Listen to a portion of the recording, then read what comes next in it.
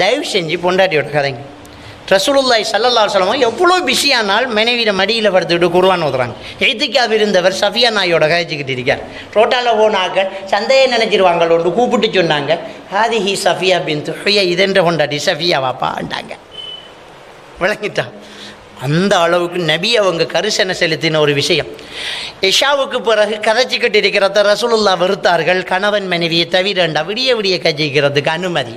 பொண்டாட்டியோட மனைவியோடு மனம் விட்டு பேசினால் மனநோய் வராதுன்ற ஒரு வரி ஓட்டத்துக்கு கீழே ஒருத்தன் கொமான் கேட்டான், ஆற மனைவியோடன்ட்டு. அடபாவி, ஒன்ட்ட மனைவியோடடா. ஏனண்டா இன்றைக்கு அதோட அம்மானம் விட்டு விடிய விடிய கதைக்கிற ஆறையாளும் மனைவியோட. தயவு செஞ்சு ஆறையாளும் மனைவியோட கதைக்காம நம்புட மனைவியோட கதைச்சா மனநோய் வராது. விடிய விடிய கதைக்கு வாழ்க்கையை ரசிங்க, சந்தோஷமான விஷயம்.